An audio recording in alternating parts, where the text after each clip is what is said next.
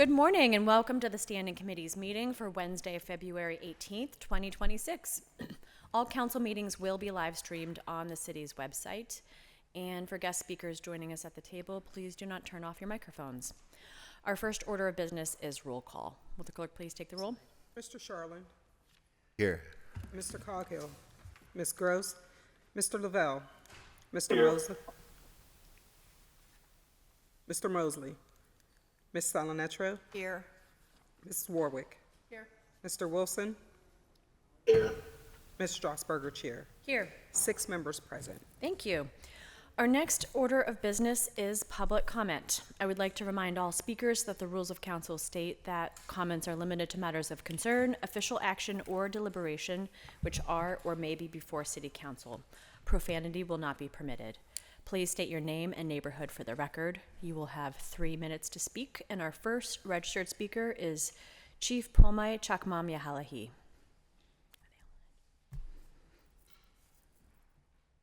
Can I be heard? Yes. Thank you. Good day, council members. My title is Chief Pomai Chakmam Miko of the Tuscarora, Onwe, the Sixth Nation of the Haudenosaunee Confederacy, known as the Iroquois Confederacy of Nations, and Minister and Executive Director of STG Ministries of North America, Southwest Pennsylvania, and Advocacy Consultant with Upstream Pittsburgh's Environmental Justice Table, Action Oversight Committee's Deconstruction Campaign. I rise in the support of the EJT's Deconstruction Campaign and do in honor the deconstruction of buildings as a positive way of demolition. Those that are able to be deconstructed and the environmental protections align with STG ecocide prevention and our Stop the Ecocide campaign as a public health and environmental justice necessity across Pennsylvania. More than 1 million residents were recently warned to limit outdoor activity due to elevated fine particle pollution. Fine particles can enter the lungs and bloodstream, placing children, elders, and those of respiratory or cardiac conditions at risk. When residents and Aboriginal American nations, peoples are told the air is unsafe to breathe, environmental harm becomes a governance issue, not an abstract concern. Ecocide describes severe and widespread environmental destruction that undermines the conditions necessary for life. Its impacts fall disproportionately on environmental justice communities and Aboriginal American nations peoples, whose stewardship traditions must be recognized, acknowledged in public decision making. Environmental harm is cumulative. Environmental harm is predictable. Environmental harm is preventable. Prevention also includes how we build and how we take buildings apart. Deconstruction reduces waste, lowers emissions, creates local jobs, and keeps materials in community use. I respectfully urge Council to advance protection, accountability, and community-centered environmental protections through budget priorities, public information systems, and deconstruction practices. Clean air is a baseline. Responsibility of leadership. Thank you. Thank you. Our next speaker is Reverend Benjamin Jansen.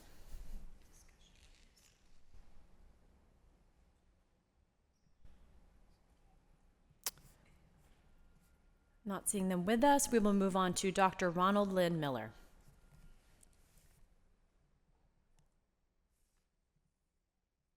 Seeing Dr. Miller with us, we will move on to Bryna Ratagi. I'm sorry.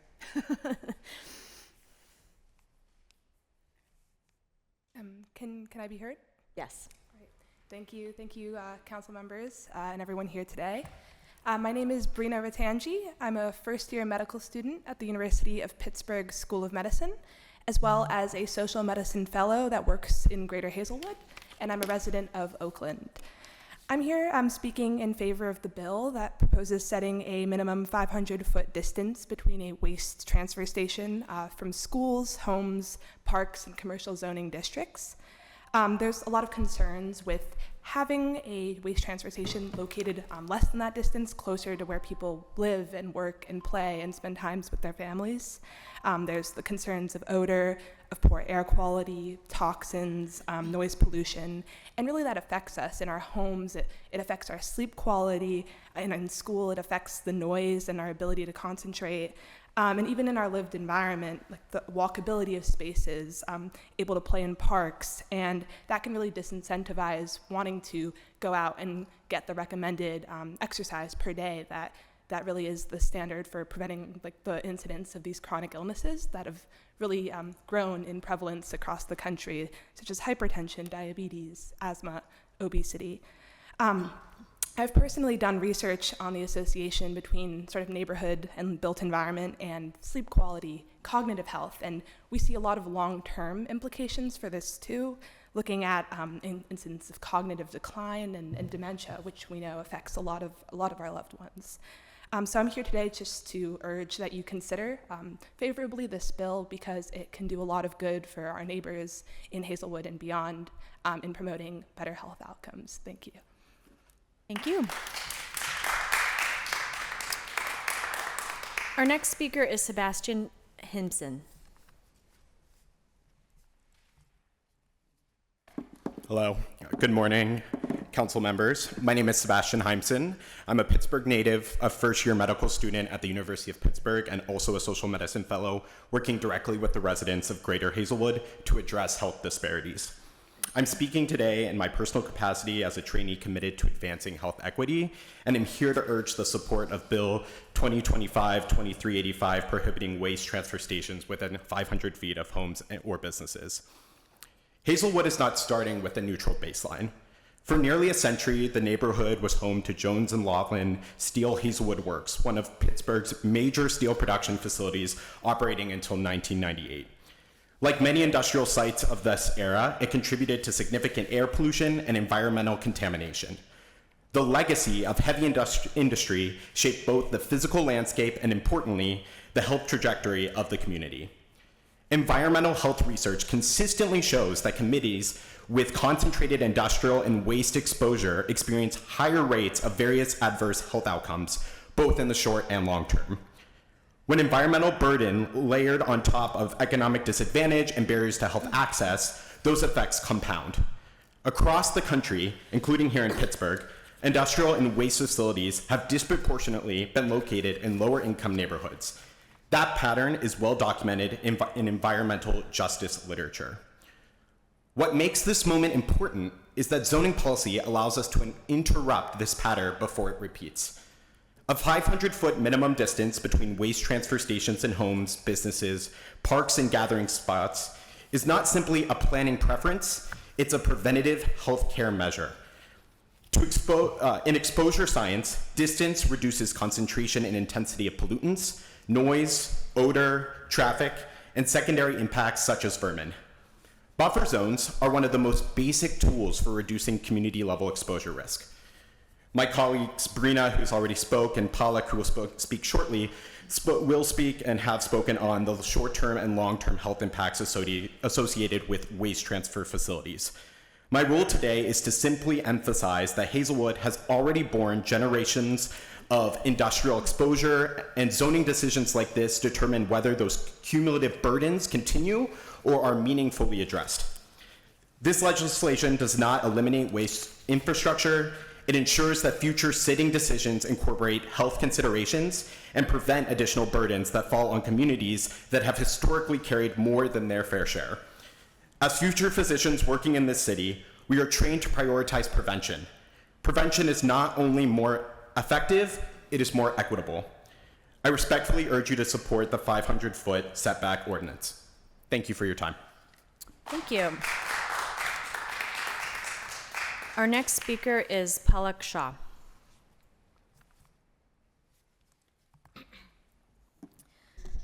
Good afternoon, council members. My name is Palak Shah, and I'm a medical student and a social medicine fellow for the Greater Hazelwood neighborhood. And I'm here today to speak in strong support of Council Bill 2025-2385 and its 500-foot buffer requirement. This bill is not just about zoning. It is about health. It is about dignity, and it is about whether we are willing to protect residents of neighborhoods like Greater Hazelwood from preventable harm. Waste transfer stations are known sources of air pollution, noise, odors, and pests, and truck traffic, and these exposures are not abstract. They translate directly into higher rates of asthma, heart disease, stress-related illnesses, sleep disruptions, and also missed days of school and work. And as future physicians, we can see these impacts every day in our clinics and our hospitals. When a facility is placed too close to homes, schools, and small businesses, residents cannot escape it. They breathe it in every day, they live with it, and they raise their children in it.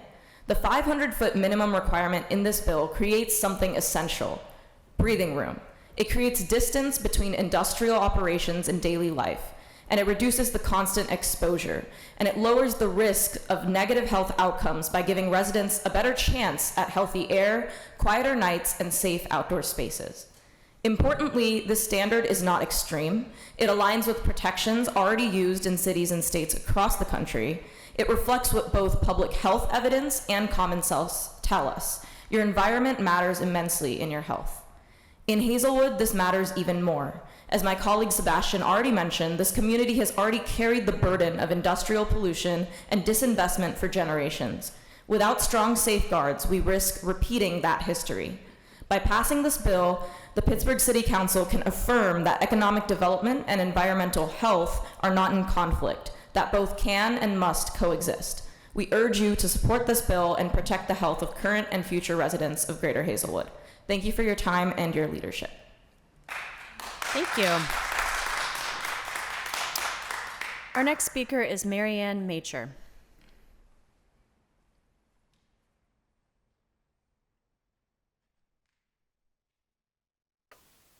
Yes, hello, can you hear me? Yes, we can. Okay, hi, my name is Marianne Macher. I'm a Lincoln Place resident. I've been a lifelong resident of Lincoln Place, and I know Hazelwood very well. My parents are from that area. I am in favor of the bill. I feel that Hazelwood has suffered enough with all the industrial waste that has taken place with the mills, etc. Everyone before me has mentioned all of the health reasons, all of the noise reasons, all the pollution. And so I just, rather than reiterate everything that everybody's already said, I just want to make sure that you know that I am in favor of this bill to protect neighborhoods, to protect people, and to protect the dignity so that you're not living next to trash. Thank you. Thank you. Our next speaker is Diane Schenk.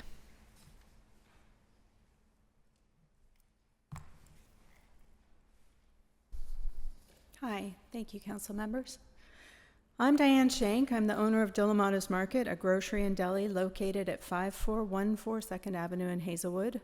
We are 350 feet from the recycle center owned by Republic Services, and I'm speaking in favor of the 500-foot buffer zone. Behind my store and between us and the recycle center are two homes, both occupied by elderly inhabitants who have lived there their entire lives and whose parents lived in those homes before they were born. Within 500 feet of the recycle center property, you will find many homes, along with multiple businesses, 2 churches, a city senior center, and a public works station. This part of the city is full of people who live and work there. Dolomato's Market has a triple mission. We provide access to fresh, healthy food at reasonable prices, create a positive social space in the neighborhood, and grow wealth by sourcing as much as possible from local farmers and producers. We've been successful financially, socially, and developmentally in this food desert community for 10 years. Right now, we're nearly finished with an expansion and renovation project funded by a federal infrastructure improvement grant, a state local economic development grant, and our own personal investment. We and our neighbors know well that the recycle center has always struggled to control a large rat population, and that they are noisy with compaction thumps regularly shaking our windows. We hear and see the constant recycle truck traffic going past on 2nd Avenue, along with 18-wheelers, construction vehicles, and commuter traffic. 2nd Avenue is already a dirty, dangerous street with constant dust, debris, noise, and trucks. Placing a solid waste transfer station at the recycle center will greatly increase this negative environment, attracting an increasing number of rats and other pests and continuing to degrade this Riverside neighborhood. Dolomato's Market increases the quality of life in the Hazelwood community. Over the time we've been there, we have seen a steadily increasing effort to rebuild this neighborhood, from Hazelwood Green to Gladstone Residences, from Propel School to Hazelwood Brewhouse, from rehabilitated homes to brand new housing, and a youth football facility. We are all doing our part to be good neighbors. Please protect this community from a solid waste transfer station spreading trash, smells, noise, truck traffic, and rats in the community by enacting the 500-foot buffer zone. Thank you so much. Thank you. Our next speaker is Lori Kolchinsky.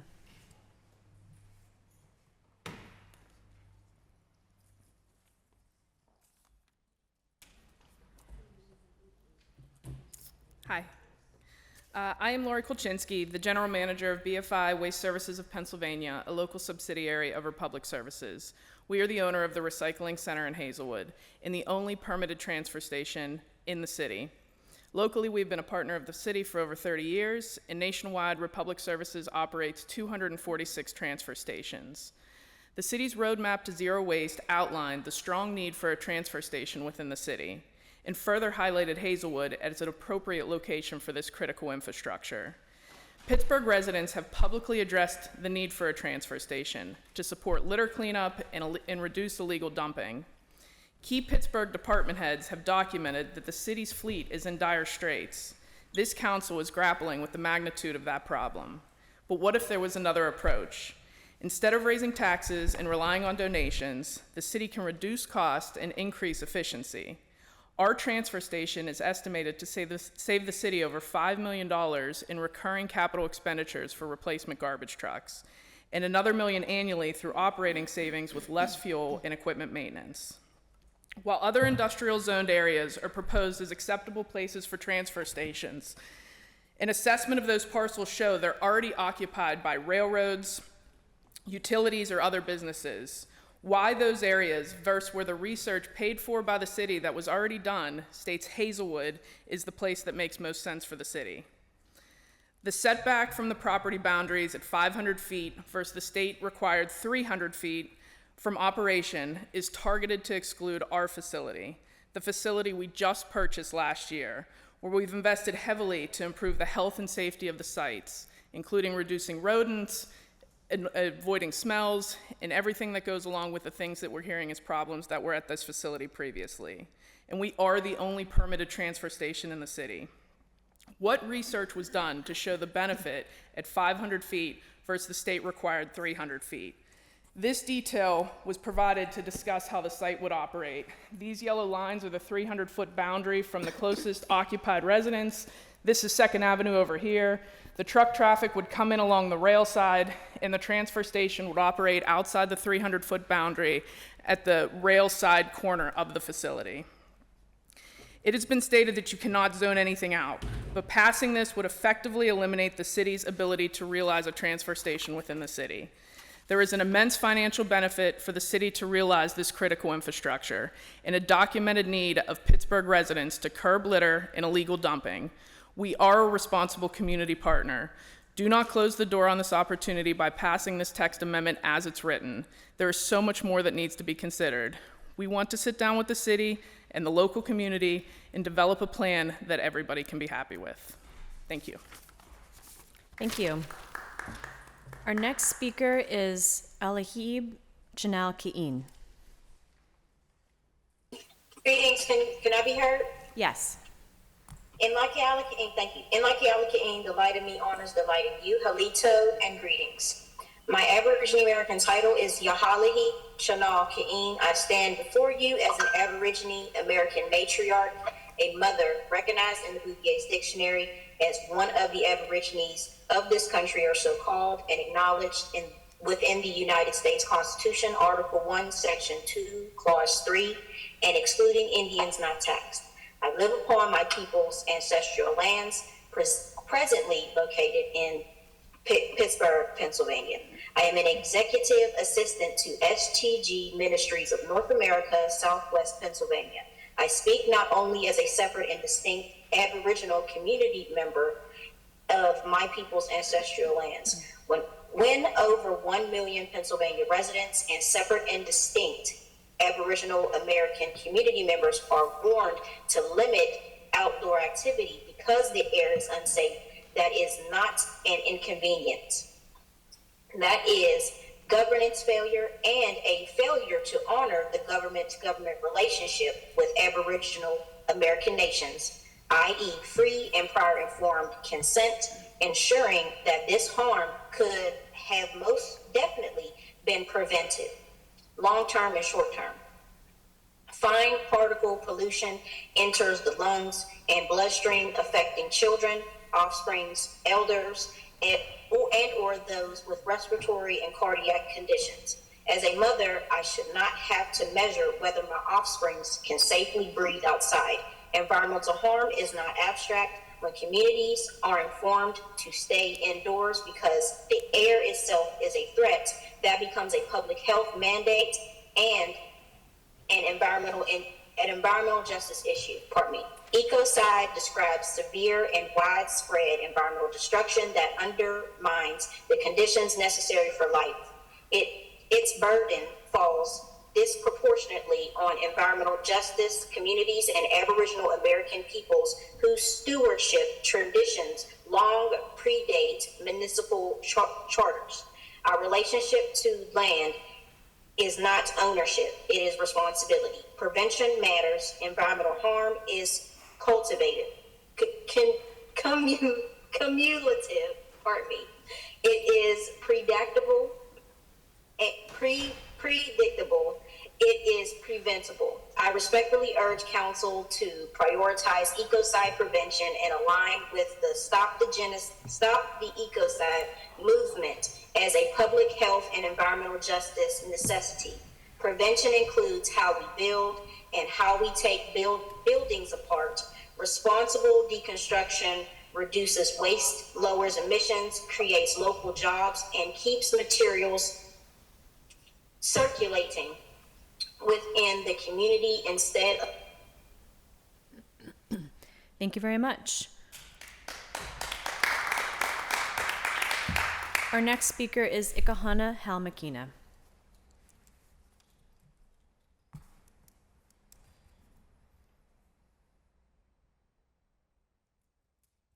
Greetings and good day.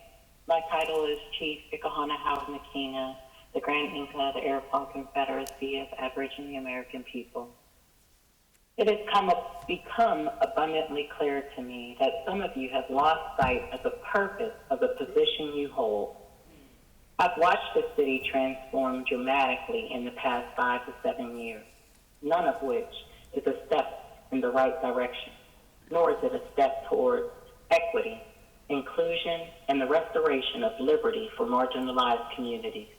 Instead, we are met with more obstacles, rejection, and oppression. We want and demand more meaningful inclusion and opportunities to create generational wealth for our lineage. Instead, we are systematically not even considered when developments happen in this city. We are often just left out of the conversation. If we are not at the table when these important conversations are happening, then how can you say you have true community input?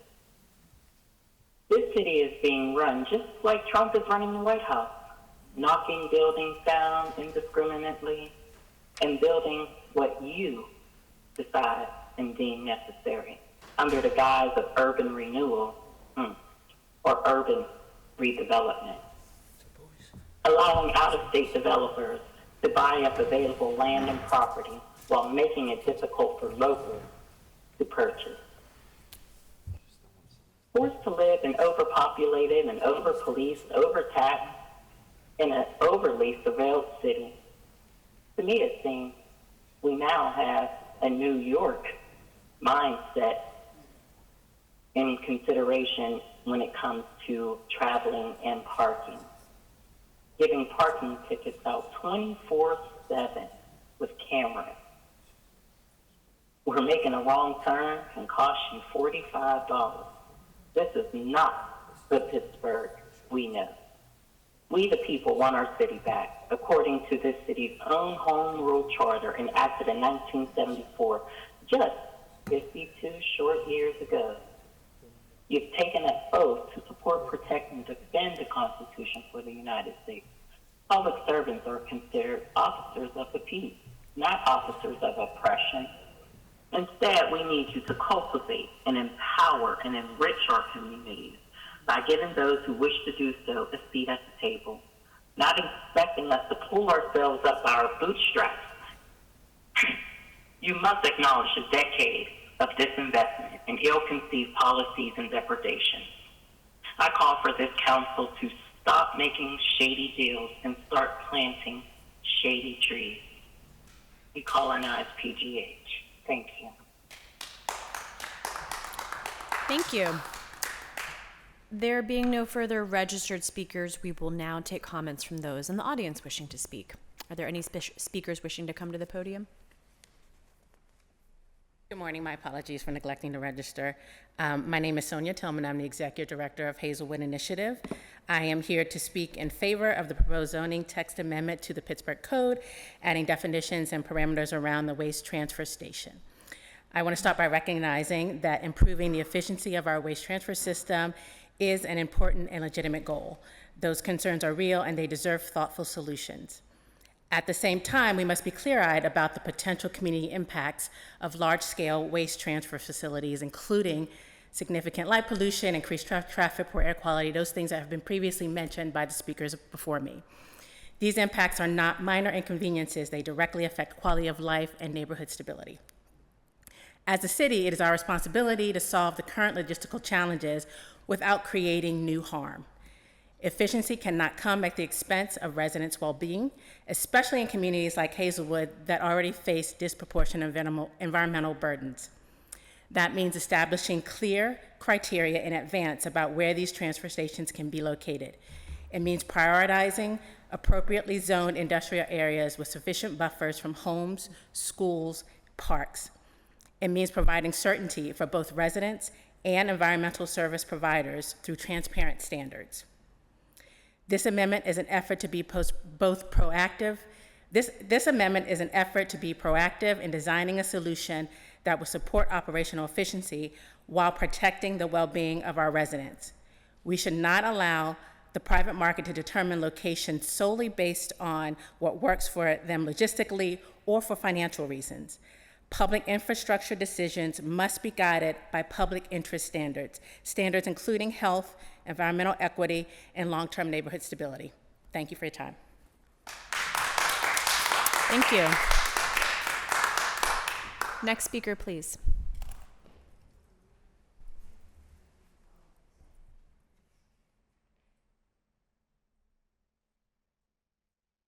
Good morning. My name is Mary Bridget Bartol, and I was born in Greenfield, and I live in Hazelwood on the 7th floor of Hazelwood Towers, which gives me a beautiful view of the city. Lights, not people, not bars, not dancing in the streets, just lights. We don't want this. We've been trying since 1980 to clean up Hazelwood. I remember as a little girl watching the fire come out of the sky because I thought that was normal till I went to Youngstown where it was cleaner. Soot on our sheets, 4 of us would have to help my mom shake it.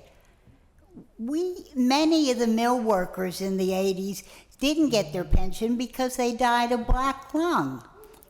This garbage and stuff, it's E. coli. It's E. coli that you're putting there. We got enough with the rats that are this big down. We're at riverfront property. So why the mayor's on the page and you're not, that we're going to clean up around the river. We're going to make a situation where the river is prosperous. I wouldn't go swimming in it because when I did, I hit a refrigerator. And who else knows what else is in the river? But these are not baby mice. This has been a big problem for many years in Hazelwood. And trash in Homewood. Penn Hills just got a quite a bit of money to get new sidewalks and streets. We don't. We're like the lost Hazelwood. Right now, we can't get across the street because everybody's going to South Hills and the trucks are coming in for H Green, Hazelwood Green. It's a joke over there. 3 o'clock till 6 o'clock, we have more traffic than downtown, which used to be where the traffic would start. We don't want this. We got people that are 62 to 95 in the towers that like to go for walks with their dogs, that like to walk down to Diane Delmato's store. The Holy Cross Church is down there. It's picking up down there. Why would you come in and put garbage there? And if it's there's so many days the seniors can't go out because of COPD and first alerts. Pittsburgh is not known still as a clean city. It's pretty dirty here. I spent 34 years in Hollywood, Florida, and we had a clean city, except the beaches. We had to clean. Thank you very much. Thank you for listening.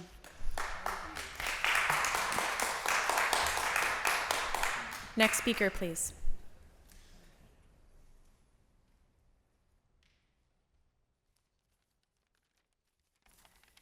Good morning, City Council. My name is Catherine Burke, and I'm a resident of Hazelwood. Some of what I'm saying is repetitive, but it is worth repeating. About a year ago, a friend of mine who was getting his PhD in some kind of science courses did air quality in the neighborhoods around Pittsburgh. I talked to him about it, and I asked him about Hazelwood, and he said Hazelwood had one of the worst air qualities in the whole city of Pittsburgh. And Pittsburgh is, for starters, not known for its air quality. So I'm concerned about making this worse by having a waste transfer station in Hazelwood. Another problem is 2nd Avenue, which is already highly congested and backed up, and it will be worse if we have all those trucks coming in from around the city to go to this transfer station. It gets dangerous to cross, and it's just a big problem. That brings us to noise pollution with all the trucks going through the city, and we already have quite a bit of noise pollution in 2nd Avenue. I'd also like to address the issue of the smell of the waste transfer station, the garbage stench that comes from tons of garbage that will be permeating our homes. Hazelwood is a residential area, and it will affect people where they live. Also, the rats are a big problem because we live by the river, and that's only going to get worse with a waste transfer station. I don't know if the University of Pittsburgh, Carnegie Mellon, and the Steelers have been notified about this waste transfer station, because they have all these new facilities on Hazelwood Green, and they're going to be affected by this waste transfer station. I hope they're apprised of the situation. So my major feeling is, please don't bring the waste transfer station to Hazelwood. I understand, I believe it's McCree's Rocks that wants this station, and Hazelwood doesn't want it. We don't want it forced on us. Why not give it to McKee's Rocks, who really wants it? Thank you. Thank you. Next speaker, please. Next speaker, please.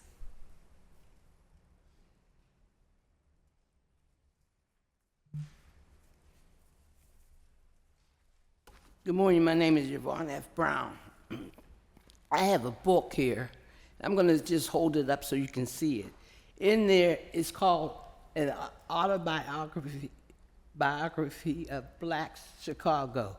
In there, he talks about, you know, when I said about how you let Tim Stevens speak and dark-complected people can, and you may think I'm just saying this, but in this book, it actually talks about the black people that weren't allowed to go into different places, but they even had a club only yellow people could go.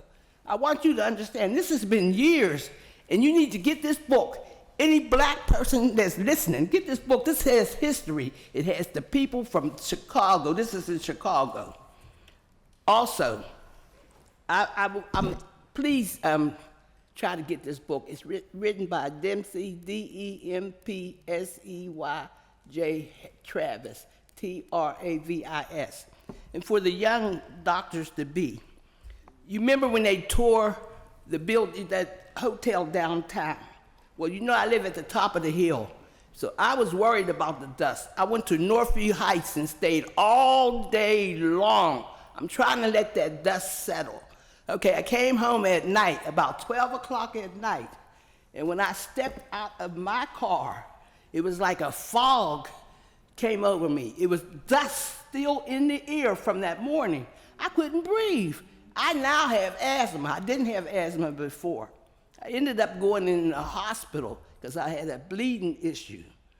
But when they're talking about them little fine particles, I'm telling you, I felt it. When I stepped outside of my house at the top of the hill, you could feel, I couldn't breathe. I want you to understand that these people who live there and has been living there for years have come down and asked you to please consider them, not this company that wants to come in.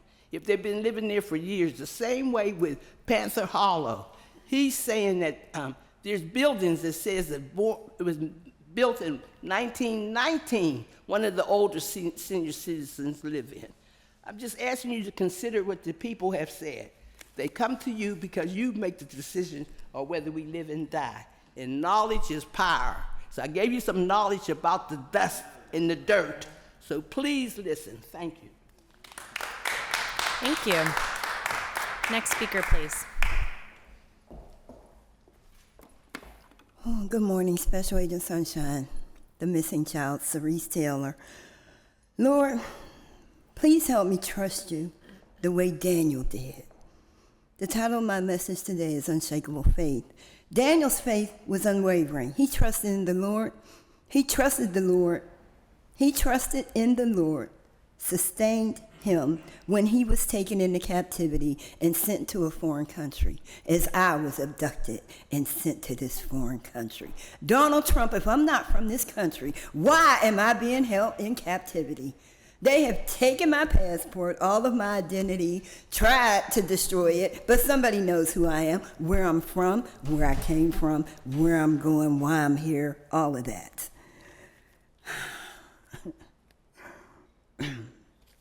Martin Luther King said in The Pursuit of Justice, our lives begin to end the day we become silent about things that matter.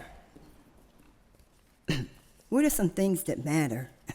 Identity theft fraud, insurance fraud, computer fraud, illegal conservatorship, illegal guardianship, taking place right in our government. Some of y'all involved with that. The wisdom for today comes from Proverbs 22:16. He who oppresses the poor to increase his wealth, and he who gives gifts to the rich, both come to poverty. Gifts, stolen gifts, stolen inheritances, stolen trusts, like the cultural trust that Pittsburgh stole from me. That's my trust that was stolen. Is it not? Lie and say it ain't, please, so you all can be destroyed immediately. Think it won't come? Yes, it will. Lightning is real. I promise you, it's coming. Joel 2:25 says, And this is the Lord promising me, I will repay you for the years the locusts have eaten. He promised to repay me everything y'all stole from me, plus 20% more for my patience, for my diligence, for my unwavering faith to continue to stand on his promises, to supply me with all of my needs through his riches and glory in Christ. None of y'all's, nobody else's. Whoever's lying saying they have a conservatorship over me, I want their head. Whoever I'm in a false marriage with, I want their head. Do you understand? Who's stealing my mail? Your head belongs to me. Anybody's mail you steal, their ancestors coming for your head. In Jesus' name, I'm going to continue to pray. Please research privacy of communication, privacy of personal data, privacy of thoughts. That's AI. Research that. Learn what it's about. In Jesus' name, amen. Thank you. Next speaker, please. Good morning, Council. I stand before you. I am a resident of the Hazelwood, Greater Hazelwood community, have been for decades. Even back when we had the steel mill, that was decades. So I want to reflect on that and how it affected our community in a really bad way, even till this day. The pollution that was coming from our steel mills that our people had to suffer from all those years, we want to say, and unapologetically, like, we don't need nothing extra coming in our community that's going to hurt the people. We had that already. We had that. We don't need that again. Okay? And I'm not going to sell my soul to nobody. Nobody. You hear what I'm telling you? Because I don't have to. So I say all that to say that we had enough of pollution. We had enough of it. And we've been in this community for a long time. I have been in there over 40 years. I have seen my grandparents, my uncles who came from down south, the people in the community suffer a very long time out here in our community. So I want y'all to take in consideration, if it was your community, would you allow it there? Because we love ours just like you love yours. And I don't feel like the people need to continue to be sick. Why our community? That's the question. Why our community? Why not yours? Why not yours? So take in consideration, please, what the people of the community is asking for. And thank you. That's all I got to say. Thank you. Next speaker, please. Are there any further speakers? Seeing none, we will move on to our standing committees agenda. Our first committee is the Finance and Law Committee, and we have deferred papers. Deferred paper, Bill number 6, resolution authorizing and directing the mayor, solicitor, director of planning, and director of the Office of Management and Budget pursuant to 204K of the Home Rule Charter to provide appropriate notice and terminate the contract with Sasaki and Common Cause Consultants per Article 3.2, termination of the agreement. Motion to approve, brief discussion. Is there a second? Second. Brief discussion, Councilman Coghill. Should we read the other bills as well with it? It's your bill, we can certainly do so. Yeah, and then we can just Madam speak Clerk. to it, you know. Bill 7, resolution authorizing and directing the mayor, solicitor, director of planning, and director of the Office of Management and Budget pursuant to 204K of the Pittsburgh Home Rule Charter to provide appropriate notice and terminate the contract with HR&A Advisors and Urban AC LLC per Article 3.2, termination of the agreement. Thank you.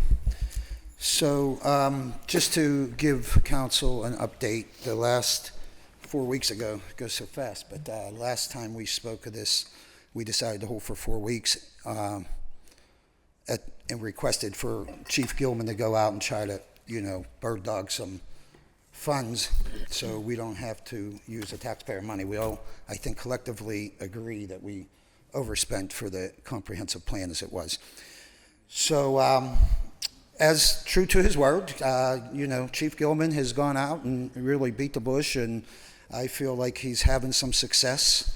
I don't want to get ahead of him. I think there's still some leads and some things he's working on, but I will tell you he has had some success.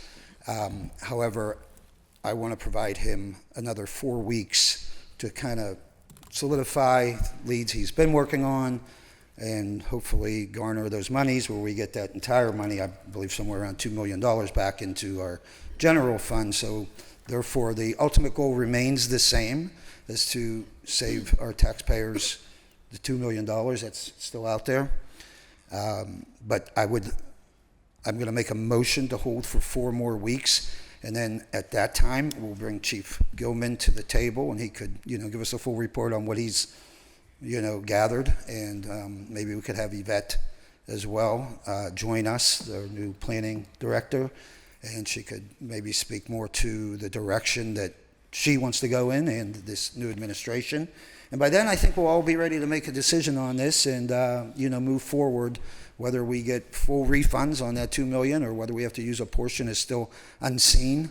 But I'll let Chief Gilman answer to that when we have him at the table next time. But I promise to be to the point where we can make a decision at that point. So with that, I'll open it up to any other conversation, or I'll make the motion after conversation. Is that more proper as to where we're at? I heard a motion to hold for 4 weeks, and we can discuss. Would you? Yeah, like to make a let's do motion? that. Okay. Motion to hold for 4 weeks. Second, discussion on the motion.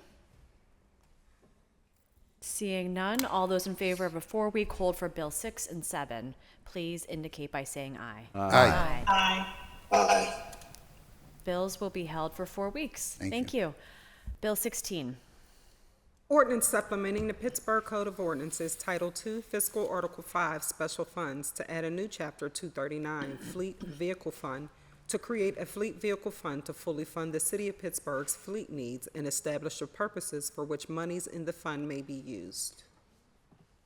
Motion to approve, brief discussion. Second.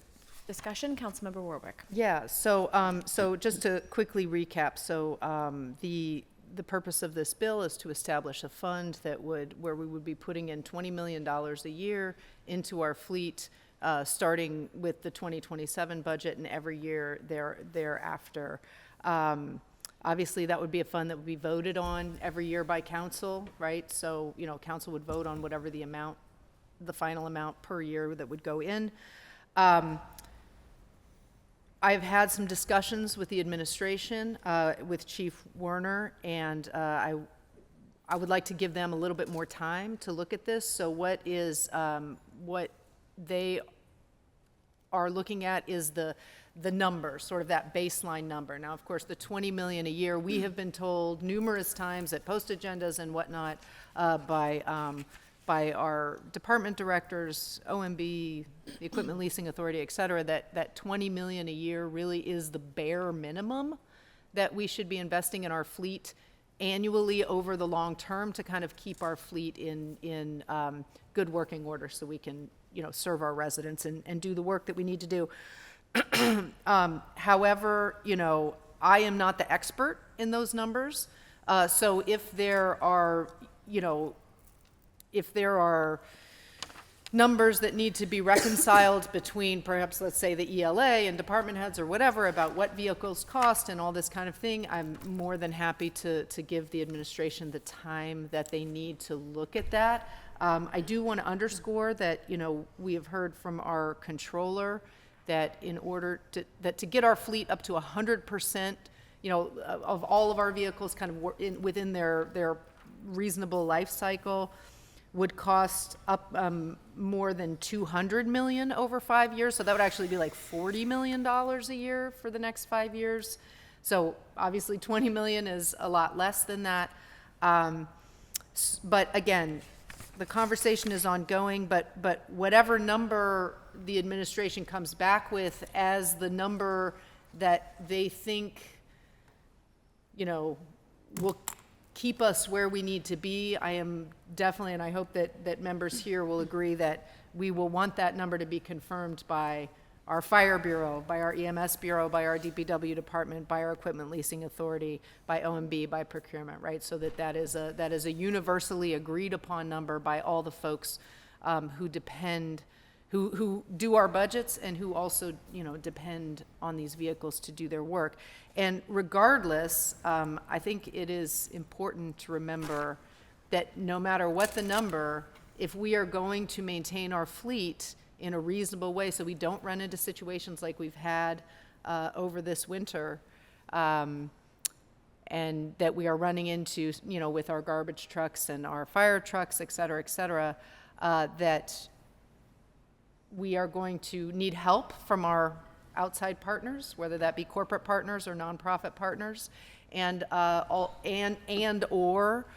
we are going to really need to re-examine our budget priorities, right? Because the fleet, literally every single thing that we do at the city, every single service we provide, from, public safety, public works, parks, even finance, right? Even the finance team needs cars to go around and look at properties and do work like that. So every team across the board needs vehicles. And anyway, so with that, happy for any further discussion, but I also was going to motion to hold for an additional 4 weeks so that the conversation can continue. Further discussion, and then we can circle back to the motion to hold.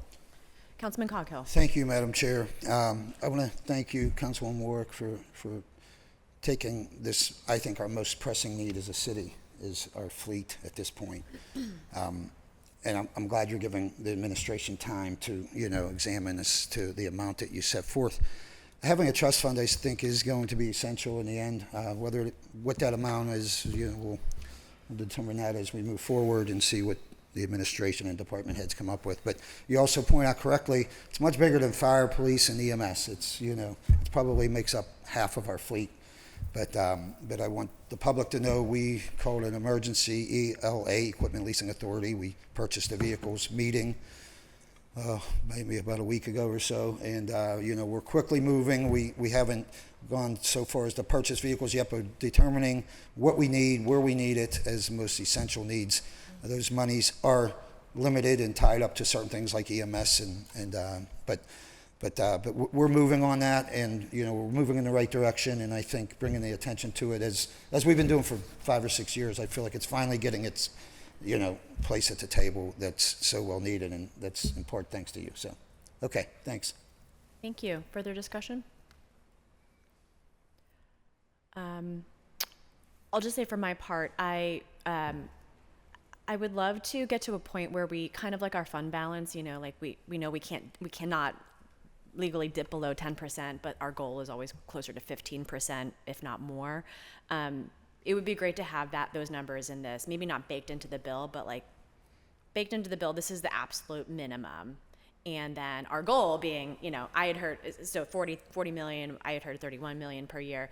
And then perhaps maybe a look back period, because this is a short term, admittedly, like it could become a long-term issue, but if we do it right, it's a short-term problem that then becomes more sustainable over the years. So is there at some point where we need to establish a look back period, or if not a look back period, sort of an ongoing maintenance of the trust fund to ensure that it's not, one, put into a corner and forgotten about in 10 years, and two, that there's a recurring assessment that, aside from the controller's audit that says, that asks the question, is this the right amount? Is this something that's still needed? Is this, whatever, in the long term? Because once it's in code, it's hard to remove trust funds once they're in code. But and maybe it is needed in perpetuity, but I think wrestling with that question would be helpful, in the next couple of weeks as well. So I'm happy to be part of that conversation. I don't have to be, but wanted to bring up some of those thoughts that I had. So happy to open it up to second round or have the motion and then discuss. Okay. Yeah. Oh, sorry. So motion to hold 4 weeks. Second. Discussion on the motion to hold for 4 weeks. Seeing none, all those in favor of a 4-week hold for Bill 16, please indicate by saying aye. Aye. Bill will be held for 4 weeks. That brings us to new papers, Bill 105. Resolution authorizing the issuance of a warrant payable to Clio Consulting in full and final payment for the remaining cost for historic survey of the Beachview District in an amount not to exceed $5,000 over 1 year. Motion to approve. Second. Discussion? Seeing none, all those in favor of Bill 105, please indicate by saying aye. Aye. Affirmative recommendation. Bill 106. Resolution authorizing the issuance of a warrant in favor of a single payment in 2026 to Benjamin Mayhew and his attorneys, Phillips Fraudshell, LLC, at a cost not to exceed $60,000 in full and final settlement of litigation filed in the Allegheny County Court of Common Pleas. Motion to approve. Second. Discussion? Seeing none, all those in favor of Bill 106, please indicate by saying aye. Aye. Aye. Affirmative recommendation. Bill 107. Bill 107, resolution authorizing the mayor and the city solicitor on behalf of the city of Pittsburgh to enter into a professional services agreement with the law firm of Fisher Phillips LLP in connection with issues involving labor disputes, cost not to exceed $60,000 over 6 months. Motion to approve. Second. Discussion? Seeing none, all those in favor of Bill 107, please indicate by saying aye. Aye. Aye. Affirmative recommendation. Bill 108. Resolution amending Resolution 130 of 2025, which amended Resolution 603 of 2024 by authorizing the mayor and the city solicitor on behalf of the city of Pittsburgh to enter into a professional services agreement with the law firm of Fisher Phillips LLP in connection with issues involving labor disputes by increasing the approved amount by $275,400 for a new amended total cost not to exceed $485,400 over 2 years. Motion to approve. Second. Discussion? Seeing none, all those in favor of Bill 108, please indicate by saying aye. Aye. Aye. Affirmative recommendation. Bill 111. Resolution to authorize and direct the incurring of non-electoral debt through the issuance of a series of general obligation bonds of the city of Pittsburgh in the maximum aggregate principal amount of $56,020,000. Motion to approve. Second. Discussion? Would you like to call Wow. on council to the table? Yeah. Councilman Wilson. Went to the briefing. I didn't talk to you. Okay, good. I think it would be fine. It was just like. What it costs? Absolutely. It's going to be interesting. You fight over $1,000 payments. Welcome. Please introduce yourselves. Good morning, Jen Gula, Finance Director. Kyle Laux with Davenport & Company, the city's co-municipal advisor. Kristen Erickson. I'm with the law firm Clark Hill. I'm bond counsel. Good morning, Matt Stasinski, MAS Financial Advisory Service, co-municipal advisor. Thank you. Councilman Wilson. All right, thanks for coming. I figured I'd have you at the table. I mean, it's just $56 million. If you could just go through the, what we're looking at here. Oh, most certainly. Director Gula, do you want to start, though? Certainly. So this is basically the $56 million that we're using to fund the capital budget for 2026 that you all approved and voted on at the end of 2025. So, and it's just for those projects that are listed in the capital budget as bond as a revenue source. Yeah, so thanks for going over that. And I won't ask about each individual project. That lies within the people who are kind of managing those projects. But, what's your overall sense of the, or do you have a sense of how much each of those projects are funded? So, or are you just solely looking at the rates and what we're doing here? Well, thanks for the question. So the answer to your question is, out of the entire capital project, 2026 capital project is $112 million, I believe. 51 million is funded with bonds.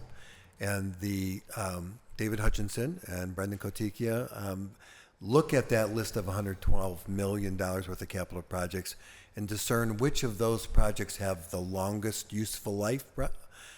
We don't want to issue 20-year bonds for projects that are going to have to be rehabbed or reconstructed in less than 20 years. So we look at those projects. Typically our bridges, building facilities, street improvements that have reconstruction aspects to it. I don't want to speak for Director Hutchinson, but that is their role in determining and reconciling out of that $112 million how much should be issued by way of bonds and have a 20-year useful life. And that comes up to $51,002,000 this year. The debt resolution has a slightly higher dollar amount. We do this every year because of the vagaries of the Local Government Unit Debt Act. We have to have some flexibility in how we move principal around. But as we mentioned to council in prior years, we won't issue a dime more than necessary to fill the bucket, which will of bond proceeds to fund $51,002,000 worth of projects, except to cover cost of issuance, which we have some detail on for you today. Does that answer your question? Yeah, thank you. So last year we did something different that we haven't done in a while, which was we went out to. Can you explain that we went out to market? Sure, most certainly. As I remember, like we went out to market without slightly different, without initial agreement on what the rate would be. It was So the method of sale Yeah, the that we method of did sale. differently. And so are we doing that again or not? So last year, for the first time in the history that I'm aware of, the city of Pittsburgh went to sale of its bonds by way of a competitive sale. I'll just go back in time and say, historically, the city had been using a method called the negotiated sale, in which prior to the sale, it would select a syndicate of underwriters, and those underwriters would then go out. Do I have any leaf on here? Okay. Would go out and market the bonds to investors, and the investors would submit orders, and we would try to drive those underwriters to sell the bonds at the lowest possible interest rate. Now keep in mind, that's a select group of underwriters. We chose local firms, we chose minority firms. The administration gave us guidance as to which firms it would like to use, and that had been done primarily going back decades for a couple reasons. One, the city's bond rating was weaker, and therefore it required more communication between the underwriters and the sales force to the investors, and the city's financial profile was weaker by way of things like Act 47. We have concluded that the city, by way of the improvement in the city's financials profile and the city's bond rating, that we'd like to attempt to do a competitive sale. Typically, the Securities and Exchange Commission suggests that if you have a general obligation pledge, which is the highest pledge a city can pledge in terms of its repayment of the bonds, and the city has a high bond rating, a high quality bond rating, and it's a reasonably sized issue. A credit like the city of Pittsburgh should be attempting a competitive sale, and the difference being no different than how you competitively bid a street project or a building improvement. We send out a notice of sale, and we let every broker dealer in the country bid on your bonds. So it's a more competitive environment to sell the bonds by allowing all the broker dealers in the country to try to purchase your bond for this virtually the same, we'll call cadre of investors, but they are competing on that day to get those bonds and sell them to investors. The great news is that last year we received 10 bids from broker dealers, which was a very healthy execution of the competitive sale. Fortunately, the winning bid happened to be PNC, which knows the city well, had served as a prior underwriter on a negotiated sale. We were delighted to see them, and their performance in terms of selling the bonds was at a rate slightly lower than we had been seeing by way of the other method of sale, the negotiated sale.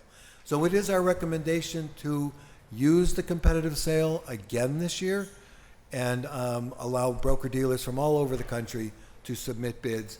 And we find the marketplace currently, by way of the city's, again, financial performance and the current, we'll call it sentiment in the marketplace for these bonds, that we think will get good execution again by way of this methodology. And again, it's no different than how the city, we'll call it competitively bids for other projects. So we think it's a really good solution And we think this SEC, as I said, has leaned heavily into seeing more competitive bids for credits and issues like this. So we're recommending it again. Okay. Thank you. In the competitive bid process, are there one rate or are there multiple different rates? It's one. We still have rates for each maturity. We have a separate rate for each maturity, and then we aggregate them. And the winning bid is the lowest aggregate total interest cost. So it's still the lowest interest cost, which wins the bid. And what was It's that still number? a fixed interest rate. So What was that even number? though there's multiple, it was about 4% last year, and so it's 4%? fixed for that. Yeah, fixed for that entire 20-year time period. 4.0. It wasn't 4.00, but we can get you the exact number. It was in a base. It was within a basis point of Yeah, that, we've if got I'm it not right here. mistaken, like 4. What was 2024's number? 4.04% was what we call the true interest cost, which is the effective. That was 25. That was last year. That was That's last correct. year. What was 24? It was right in that range. I mean, we've been fairly close in terms of the overall interest rate for the last 2 or 3 years, where it's been in the 4% range. Okay. Do you have 24s? I It don't was a have it. It was a 4.12. 4.12, Yep. yep. Oh, good. And the year before that was a 4.21, and the year before that was a 4.25. And Matt also mentioned this with the competitive sale. What we saw is interest rates vary, and so you're going to get a market interest rate depending upon the day of the sale, whether it's competitive or negotiated. But the other advantage of the competitive process is the pricing execution, or the spread that those underwriters put on the interest rates was much tighter than it had been previously with a negotiated sale. So it kind of resets the pricing for the city's bonds as a whole on a going forward basis. And it was the lowest TIC you've seen in the last 5 years, meaning interest rate. Okay. All right. Thanks. Thank you. Councilwoman Gross.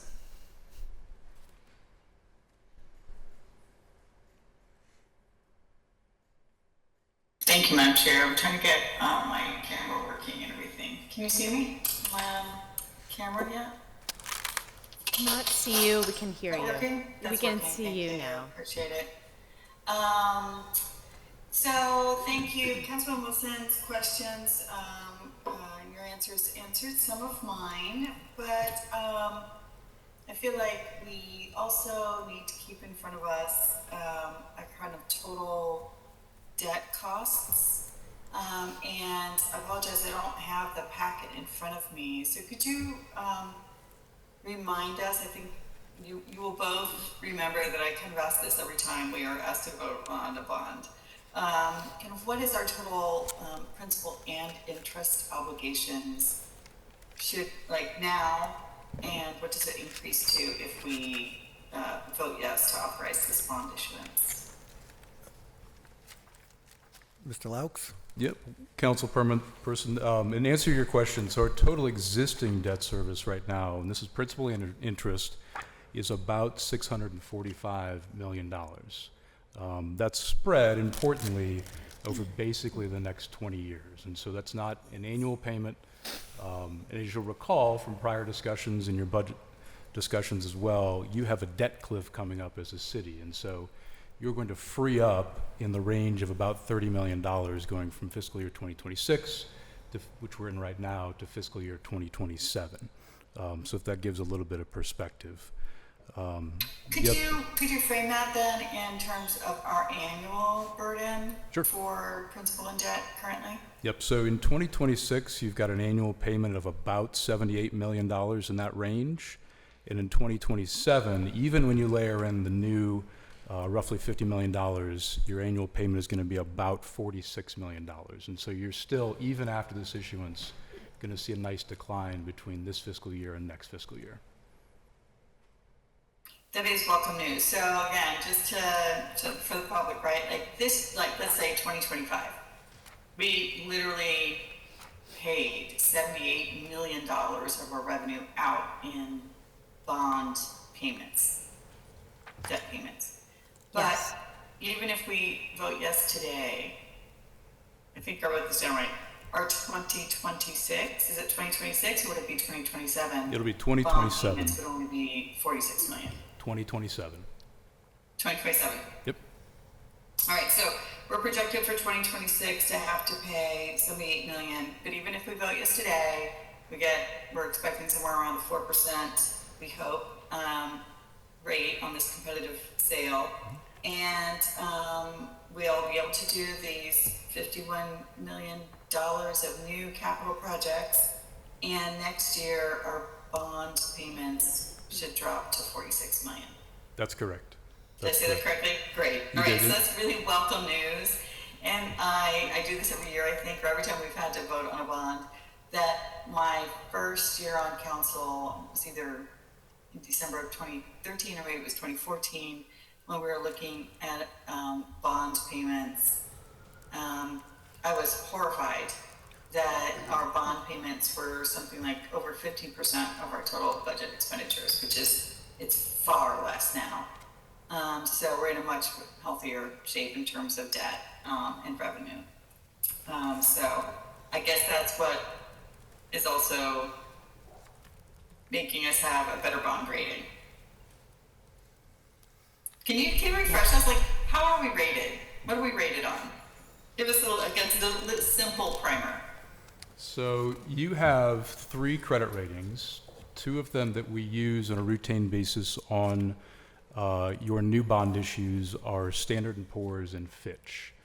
Those are both in the AA range. They've been moving up over the last several years, reviewed roughly a year ago with good positive results. And so those are strong investment grade credit ratings. And so as Matt was talking about, that is an important factor in your ability to go out and sell these bonds competitively in terms of as the marketplace is looking at the city of Pittsburgh, obviously a very good name, but the fact that you have those AA credit ratings when you go out to investors, these broker dealers are bidding on the bonds, that makes those bonds more liquid, more attractive, easier to sell for them. That results in a lower interest rate and more competition for you. So in simple answer to your question, 2 AA range credit ratings from Standard & Poor's and Fitch. We do have a Moody's rating in the high A range that we just haven't needed to use because the others have been good enough, certainly to access the credit markets in a very cost-effective way using Standard & Poor's and Fitch. Right, and the rating agencies are looking at what when they decide that they're giving us a AA? So they're looking at 4 major credit factors. They're generally speaking looking at the economy, finances, debt, and management. So those are kind of the big 4 food groups, if you will. Clearly, we talk a lot about the finances of it. Fund balance was mentioned. That's a very important, critical piece of it. Structural balance, your debt levels, which are within your policies, are very, very important. The planning that you as a city do. The overall economy plays into it a fair amount. About 30% of the credit rating is tied to economic factors. We tend to think of those as not directly within your day-to-day control. It's things like income levels, unemployment levels, but those are things that have been trending in a stronger direction over the last several years for Pittsburgh. So the 4 major food groups, if you will: economy, debt, finances, and management. That's wonderful. That's perfect. That's all I need to know. And I think that's really all the public needs to know for this issue. So I thank you for your answers. That's all I have, Madam Chair. Thank you. Councilperson Charlin. You know what? Actually, all of my other questions just got answered by the previous questions, so thank you for being here. Thank you. Any further discussion? Councilman Coghill. Thank you, Madam Chair. My thought is competition is good, and I think you've proved that, you know, going back to last year. And when you're dealing with the type of monies that we're talking about here, 0.5 percentage point is a big, big deal, and you know, reflects as to our debt. And we have, this may be a no-brainer question. I think you answered it with Councilwoman Gross about the 4 major groups here, or factors, I should say. The economy, when the market, it's no secret, the market's been killing it, right? Over, I don't know how long, but it's doing really well. Does that factor in to the actual interest rates that we're shopping for? Do these? Kyle, if you don't mind, I'm just going to mention, well, it doesn't necessarily, obviously, interest rates in the, we'll call it the stock market, have some interaction between the two. Where it's helped the city the most is probably in the pension fund, in terms of the performance of the pension fund and the improvement in the pension fund, which when we think about debt, we also think about liability, and the pension being one of the largest liabilities the city has. So the improvement in the pension funding really helps in terms of the overall credit quality of the community as well. That's probably the best correlation. But of course, as stocks do well and employers do well by way of the stock market, or All tied together, isn't it, individuals really, right? do Yeah. well, yeah, there's income tax, Right. you know, that accrues to the city Right. by way of wages and by Right. way of profits to these companies and Right. growth in the companies. That's great. Yeah, I'm all for you, market, shopping around, getting the best deal you can get for the city of Pittsburgh. That means, money back in our pockets of our taxpayers. So that's really great. I did notice, our principal balance is higher than our interest owed for 2026. That's a good sign by $20-some million. And that's great, because I know a recent bond that we took out not too long ago, we're paying more in interest than we are having principal. So I'm glad to see that overall number, at least for 26, is, on our side of things. The other thing was, our debt payment is going to go from $78 million from this year down to $46 million for how many years now? Next year? Projected next year. For the next, well, depending on future issuance, Gotcha, yeah. of course, Yeah, as we as long as continue we to don't add go, issuance. borrowing money. Yeah. If you were to borrow no further monies, your annual debt service payments would be about $46 million for the next 5-6 years, and then declining thereafter. But as you add new issuance, your principal and interest course. payments are going to be adding to Right. that total. So Right, as right. future issuance come online, that $46 million will go higher. Right. The good news about this issuance, and it's been true over the last 3 years, the city will actually pay more in bonds off in 2026 than it issues in bonds. So you're scheduled to retire $55+ million, and we'll issue $51 million worth of bonds this year. So the debt actually is lower in aggregate at the end of 2026 than it is at the start of 26. Yeah, that's great. I think we're on the right track. So that's good to hear. Yeah, everything else was kind of covered. Thank you for being here. Thank you for helping me make sense of the whole thing. But yeah, you say it in a good, easy manner that I'm able to understand. So thank you. Thank you. Further discussion? Seeing none, all those in favor of Bill 111, please indicate by saying aye. Aye. Aye. Aye. Affirmative recommendation. Thank you all. Thank you. Thank you. Good to see y'all. That moves us on to invoices. Is there a motion on invoices? So moved. Discussion? Seeing none, all those in favor of invoices, please say aye. Aye. Aye. Invoices are approved. That moves us on to P cards. Is there a motion on P cards? Motion to approve. Second. Discussion? Seeing none, all those in favor of P cards, please say aye. Aye. Aye. P cards are approved. That takes us to Public Safety and Wellness Committee, chaired by Councilman Coghill. Bill 95, resolution authorizing the mayor, the director of the Office of Management and Budget, and the director of the Department of Public Safety to enter into an agreement or agreements with the Pennsylvania Office of the State Fire Commissioner for the purpose of receiving grant funds from the fire company and emergency medical services grant in the amount not to exceed $20,000 to purchase trauma bags. Motion to approve. Second. Discussion? Seeing none, all those in favor of Bill 95, please indicate by saying aye. Aye. Aye. Affirmative recommendation. Bill 96.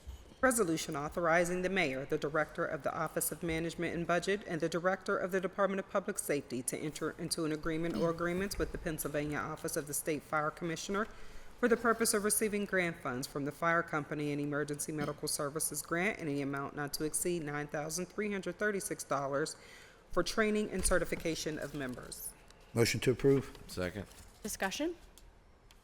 Seeing none, all those in favor of Bill 96, please indicate by saying aye. Aye. Aye. Affirmative recommendation. That takes us to Public Works and Infrastructure Committee, chaired by Councilwoman Salinetro.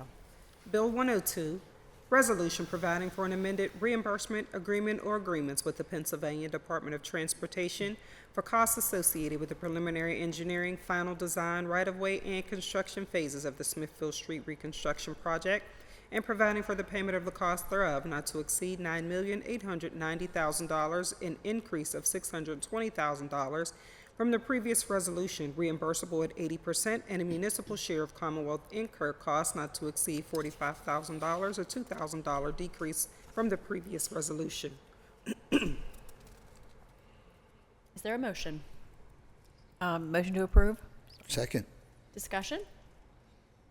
Seeing none, all those in favor of Bill 102, please indicate by saying aye. Aye. Affirmative recommendation, Bill 103.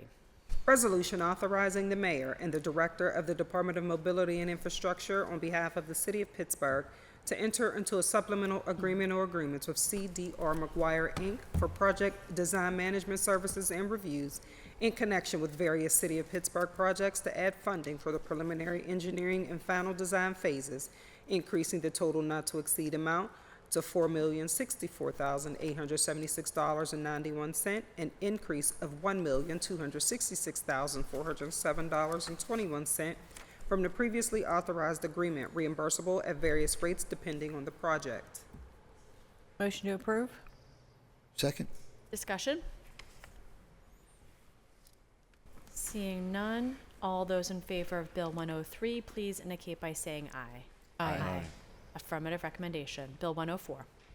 Resolution amending Resolution 634 of 2025, authorizing the mayor and the director of the Department of Public Works to enter into an agreement or agreements with Land Force to conduct urban forestry programming in an amount not to exceed $50,000 over a period of 4 years for a new not to exceed amount of $465,500 over a period of 4 years. Motion to approve? Second. Discussion?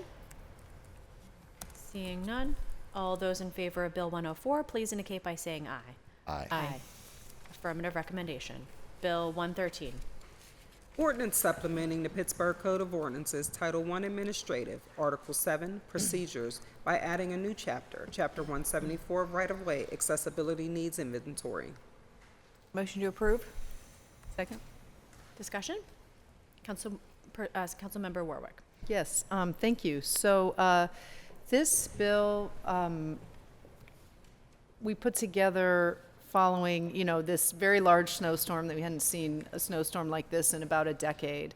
And of course, in addition to the heavy snow, there was kind of like a deep freeze for a number of weeks. And so what ended up happening throughout the city was that snow piled up, whether it piled up just by the snow that fell or piled up by being pushed, by our snow plows.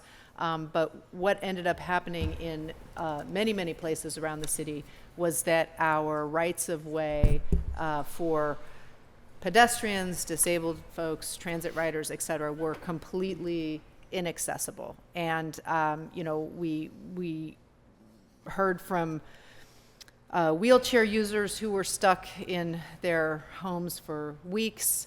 And it just, all in all, and I do want to preface this by saying was a once-in-a-decade storm.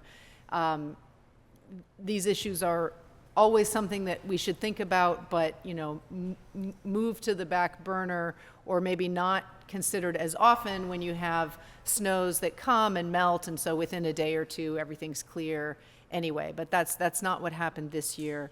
And, but it really did kind of,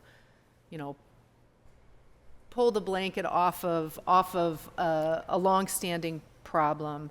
And so, it is a complicated problem. It is not a problem that can just be addressed by one department, right? So it's an enforcement issue for folks who are not clearing their sidewalks, that, property owners are responsible for clearing their sidewalks.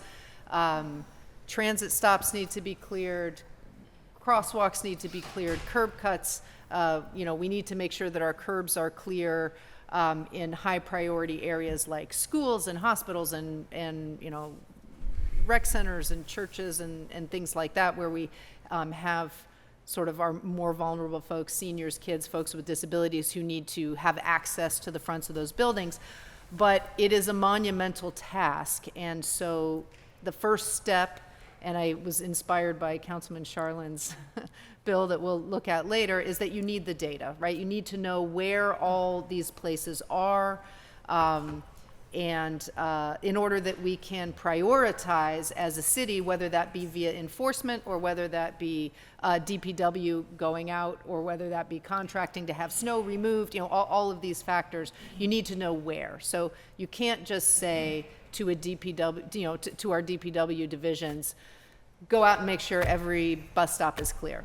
That's not, they need to, right? They need the information. So just like we do with our streets, right? We do the main street, but with our streets, we have, we've evolved over many years a system, right? So you do the main streets first, the emergency routes, and then you go, but maybe you do some hills, so there's a system that we have put in place based on years of doing streets. But we just, here in Pittsburgh, we have been a very car-centric city for a number of decades, and but this storm and last winter was bad too. We didn't see quite the freeze situation, but we don't know if these storms are going to happen more often. But we should have a plan in place for when they do, and that plan starts with gathering the data and knowing, being able to prioritize, because you can't just say, make sure every sidewalk is clear in the city, make sure every curb cut is clear in the city. It's just not feasible, right? So figuring out the high priority areas, and then, and that feels like a city planning job to me, right? It's because it would involve working with other partners, our departments, multiple departments, et cetera. At any rate, I'm happy for further discussion, but my plan is to hold for 2 weeks so that we can talk with city planning and figure out how this might work. But at any rate, so. Thank you. Further discussion? Seeing none. Yeah, so motion to hold for 2 weeks. Second. Again, discussion on the 2-week hold. Seeing none. All those in favor of holding Bill 113 for 2 weeks, please indicate by saying aye. Aye. Bill will be held for 2 weeks. That moves us on to Land Use and Economic Development Committee, chaired by Councilman Wilson.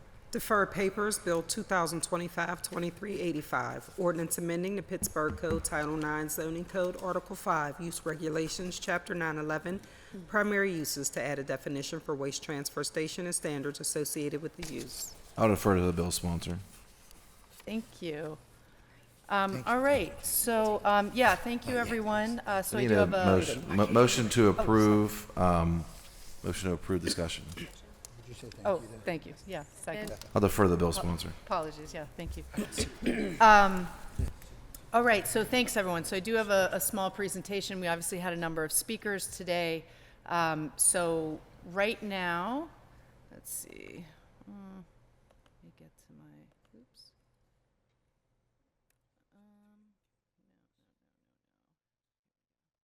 There we go. All right.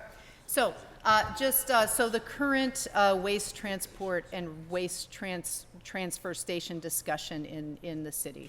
I think we've all heard a little bit of this already. Currently, there is no municipal solid waste transfer station operating in the city of Pittsburgh. It's a conversation that we have been having for a while. Currently, our environmental service drivers are driving our non-recyclable municipal waste directly to the landfill in Imperial, also in Monroeville, so that's about 20 miles. So that's a lot of miles being put on our vehicles, right? It's a strain on the vehicles. Driving into the landfill is also a strain on the vehicles. And it has been acknowledged by our environmental services teams, our litter management folks, that we could potentially benefit by having a waste transfer station in the city of Pittsburgh, right? So that our trucks don't have to go as far to unload. But there really isn't any guidance in our code on what a waste transfer station is and where it would go. So, it's obviously critical that we find ways to meet our need for operational efficiency, but we should also be able to do that without negatively affecting the health and well-being of our residents. So that is where this bill comes in. So it puts a limit on how close a waste transfer station can be to homes, businesses, schools, parks, among other things. And it should also be noted that we do in the city have we're not in the city, but there is at least one fully functioning operational waste transfer station within 5 miles of downtown Pittsburgh. So that's an important thing to keep in mind. So this map is showing our current GI zones, like where a waste transfer station could go. The blue is where it couldn't go, and the overlap is sort of that barrier. So the overlap shows places where you're going to have communities that are right on the edge of that GI. And of course, communities, as we've heard from lots of our folks who've given public testimony, communities that border these large industrial areas tend to be lower income communities, more marginalized communities, and with some of our more vulnerable residents. So this map is just to show what is the pink is an area where waste transfer station could go if we decided to build one. And again, keeping in mind that there is at least one existing waste transfer station within 5 miles of the city. I would argue that, there's still a question mark as to whether we would even need to build one in the city, right? Like, we're a city that's moving away from industrial activity in our city limits, but that is for a future discussion.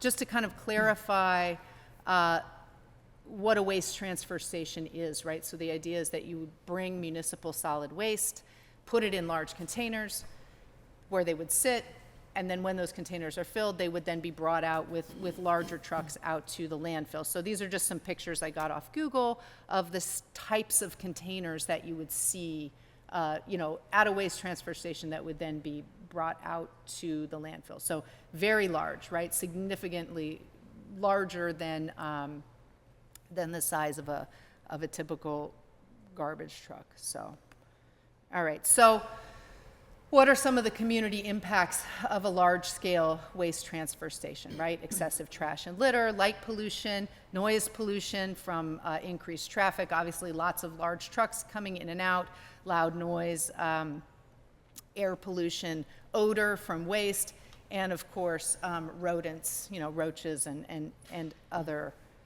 pests. Let's see. All right, so I did want to talk a little bit about the Pennsylvania Department of Environmental Protection standards for waste transfer stations. So I am of the opinion that the 300-foot barrier between homes and businesses that the PADEP puts on waste transfer stations in the state is harmful to communities. That is too close. And I'll show you some images in a bit about how close is close, right? What does that look like? 300 feet. Chicago has 800 feet. Detroit has it at 500 feet. Madison Township, PA has it at 750 feet.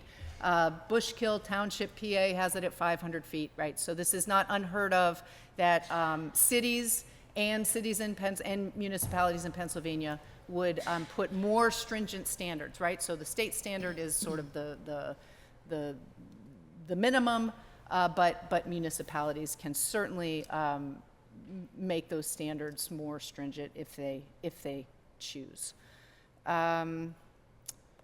So this is just, we've talked a little bit now, how did this come to be, right?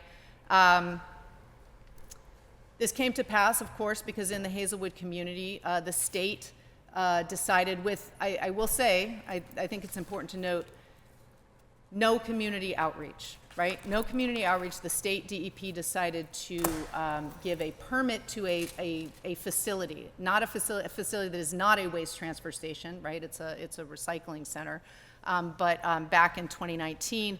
And the state gave this permit without any input from the community, without city council or the mayor's office being present, so really without any meaningful discussion.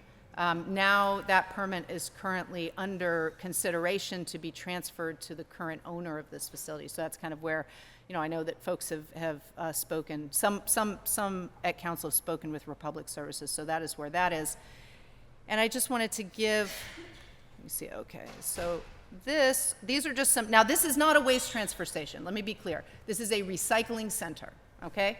So, and you have heard from some residents about what it's like, and also I do want to note that at the Planning Commission, where this bill did get a positive recommendation, we had about 50 residents turn out and 15 or so testify in addition to the folks who were here today. So this is just a picture of a recycling center, and the reason that I'm showing it is because this facility was, the prior owner, this was permitted to be a waste transfer station. So this is what it looks like today. This is not municipal solid waste, this is recycling material. And as you can see, it is out in the open, it is on the ground, right? And we've heard of, you know, issues with rodents and whatnot, which is not surprising when you see the nature. This is another picture, all right, right here. You know, again, just material out, right? This is out on the ground. And this is to show how close this is to homes. So it's pretty close, right? I mean, you know, 300 feet, I mean, 500 feet would also be close, let's be clear, right? 500 feet would also be close. But, you know, in our zoning code, we cannot zone something into impossibility, right? So there are certain restrictions around that.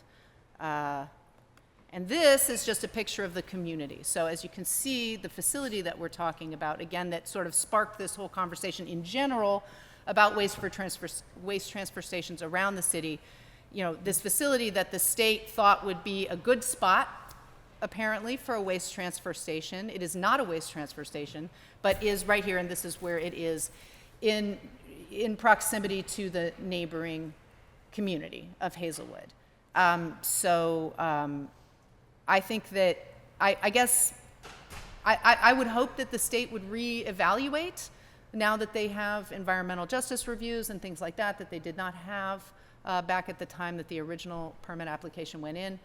But I would say that not only does this bill protect the Hazelwood community, it protects any community that is in close proximity to a GI district that could potentially have a facility of this kind. And I think that it's also a good bill just as a template, because there's all kinds of other things that we know, you know, whether it be data centers or any other kind of like large industrial, you know, things that might be put near homes and in communities that we have guidelines around that, right? And so that would be something I would sort of make a nod to our city planning folks and our zoning folks, just to think about.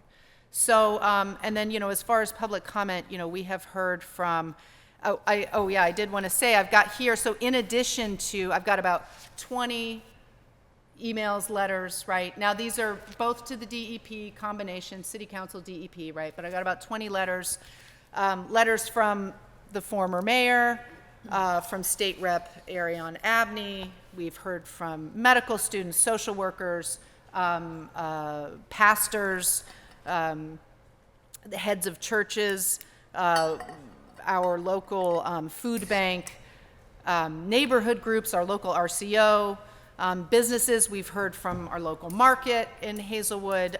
We've heard from the owner of a flower and plant shop. We've heard from auto body shops.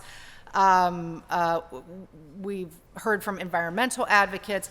And of course, we have heard from residents. So this bill really is, you know, obviously sort of ground zero for this is Hazelwood, but this is a bill that is about protecting the entire city and any community that abuts a large industrial site like this. And I would definitely encourage council members to also, you know, think even beyond waste transfer station, like what else? You know, what else are people talking about putting in communities these days and next to our homes and businesses? You know, we're trying to grow Pittsburgh and make it a livable city, a place where people want to move to, and you know, this is you know, a larger conversation, and also a conversation we should have with our county partners as well. So that's all for me. I'm happy to. And I do have an amendment by substitution. So I guess I'll leave it for further discussion here and then. Thank you. Further discussion? Councilwoman Salanetro. I want you to go back to that first slide where you showed the pink potential where it could go. Is that the McKees Rocks? No. So the facility, and actually that was another letter that I got.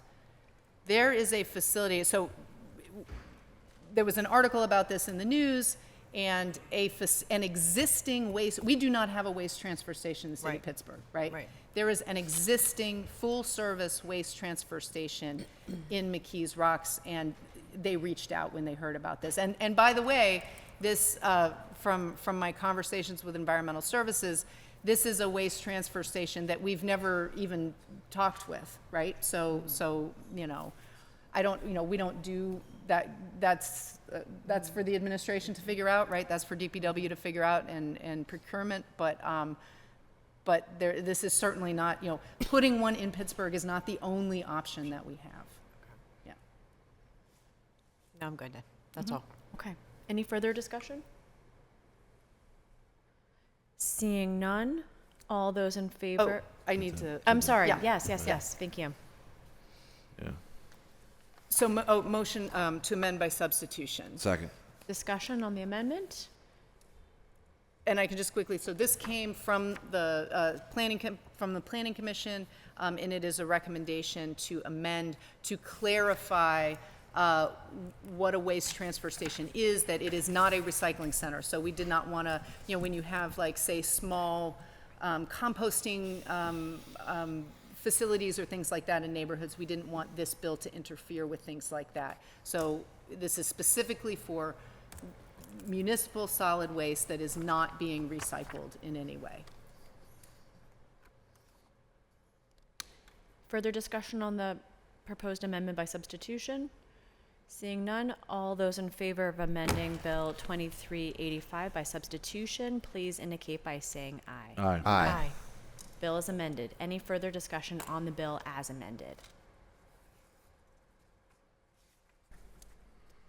Seeing none, all those in favor of Bill 2025-2385 as amended? Is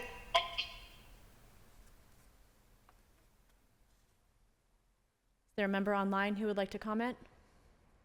Seeing none.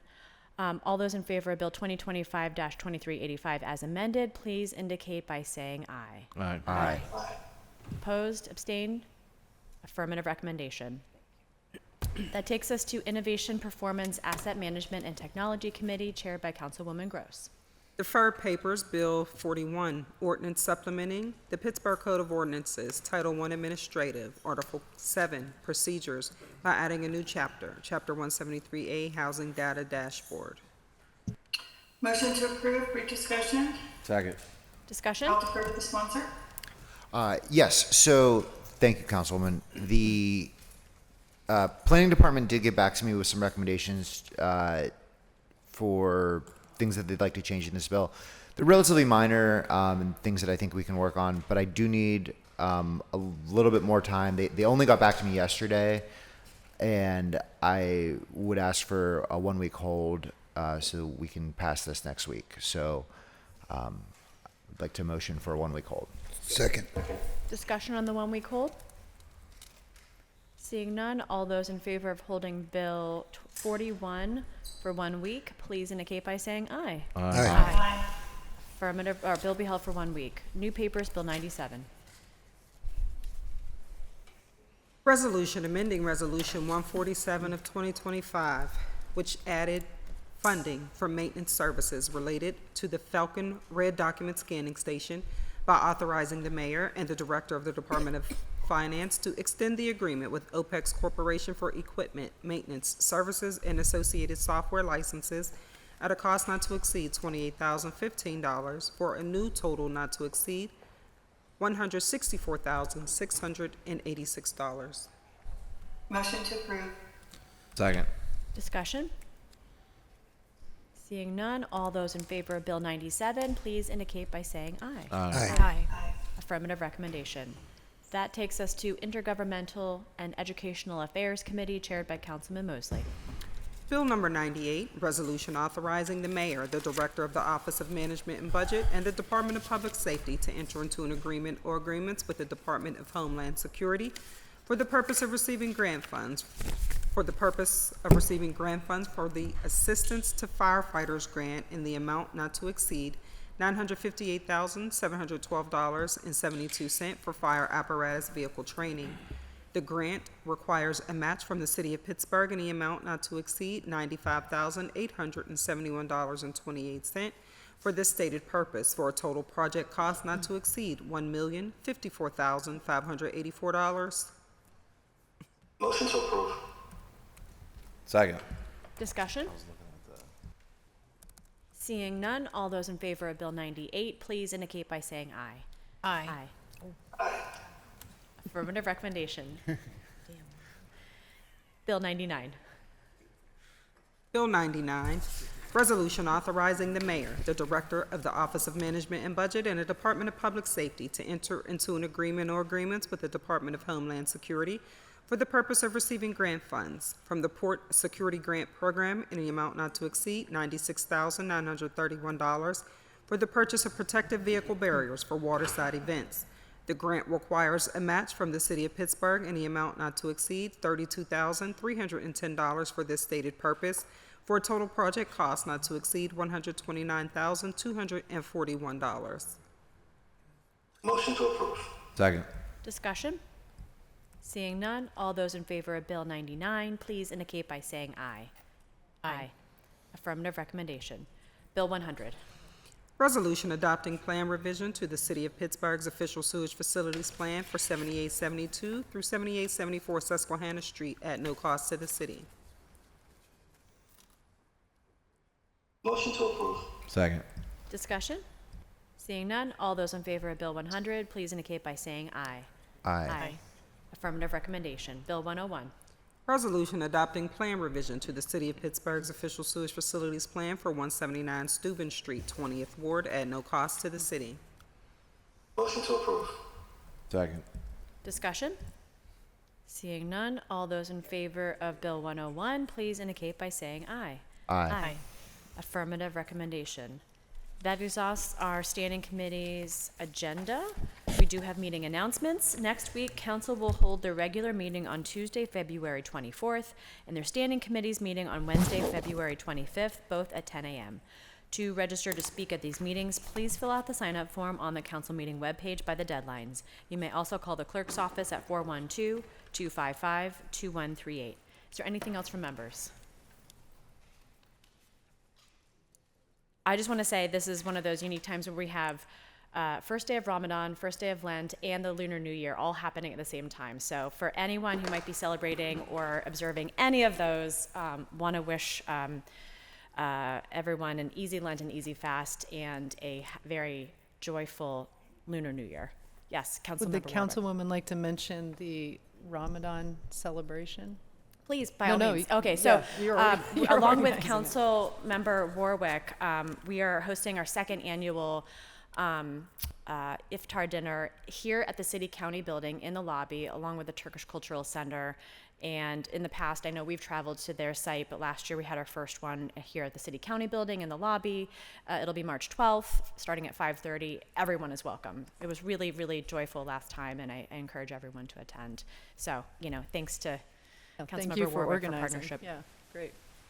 Anything else from members? Seeing none, I'll take a motion to approve the minutes and adjourn the meeting. So moved. All in favor? Aye. Meeting is adjourned.